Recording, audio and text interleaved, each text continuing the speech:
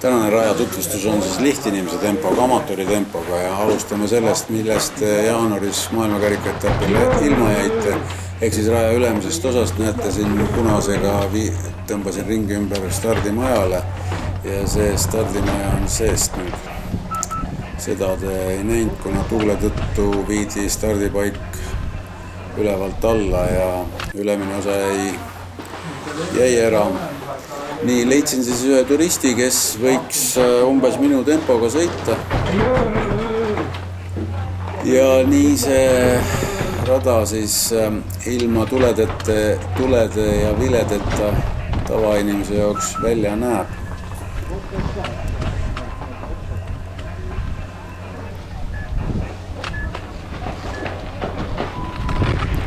Kõigepealt siis pruudile lehvitus ja korraldajad on pannud siia alguses sellise mänguraja, et hullumensad ei hakkaks kohe kihutama ja see mees kohe langes õnge ja seetõttu siin esimese sirgega ma võiks teda 3 sekundit võita, sest mina küll ei kavatse siin lippude vahel sõita.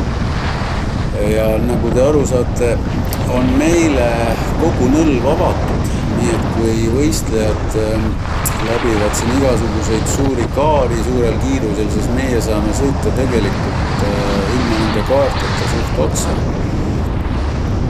Samas siin on esimene päris suur hüppe, mida meie kiirus ei jõua sinna, nii et siit üldse võtku tõusta. Ja kuidas siis saada aru, kui kiiresti mees sõidab? No kui mees hoiaks suusad ainult otse, siis ta sõidaks väga kiiresti. Aga nüüd vaatamegi, palju tema siis pidurdab ja palju siis mina pidurdan, et selleks, et teda võita, pean ma vähem siksakitama. Ütleme siis kohe ära, et koerapea hüppe ikkagi on avatud ainult võistlejatele võistluse ajal. Tavaajal on sinna turistide jaoks tehtud ette väike pidurdusšekein ja niukest kuristikku tavainimesed ei saa kasutada. Aga see kutt paneb nüüd siit ikka päris täis kiirusega siia šekeini ka, et siin tuleb natukene väike pööre vasakule ja kohe paremale samale nõlvale, nii et hüppet teha ei saa, aga ega me siin midagi pikka ka ei tee lisaks. Nii, siin on nüüd see pealtvaatajate nõlv, see on vastas ja siis tuleb see kitsas sirge ja kitsas kaksikkurv, mis meie jaoks on piisava laiusega, meil nagu probleemi ei ole. Ja alati on risk selles, et kas tulevad turistid segama sind rajal või ei tule. Siin nüüd enne raudteetunnelit mehel tuleb väike tõrge, aga ta saab sellest ka päris normaalselt üle, aga selle eest ei ole keegi kaitstud, et siia inimesed tal ette ei tule.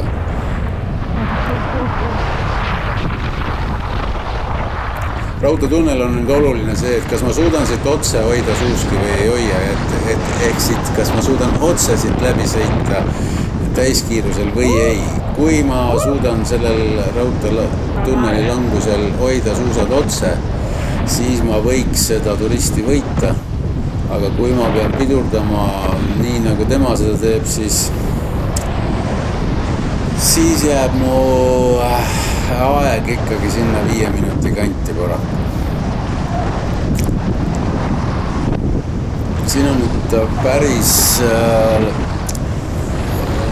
pikalt avatud osa, millele järgneb siis sügaviku langemine ja alati nagu ei saa aru jällegi, et kas kui järsk see siis on.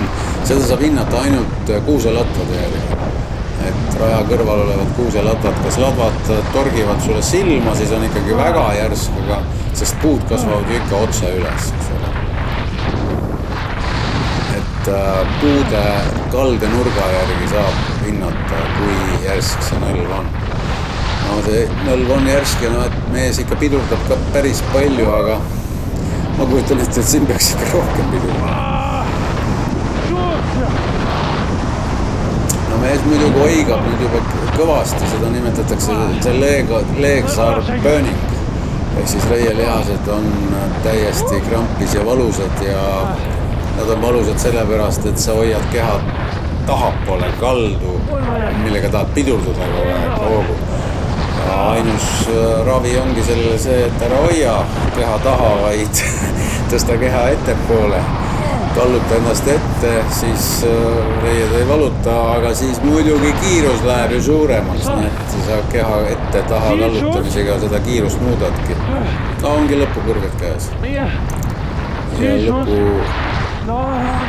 lõpukurv oli muidugi päris järsk jälle ja see värav oli siin suht, finiši värav oli suht siin kohe järsaku all. Noh, kuskil siin vasakul on see stardimaja ja siin olid siis tribüünid ja pidurdusala.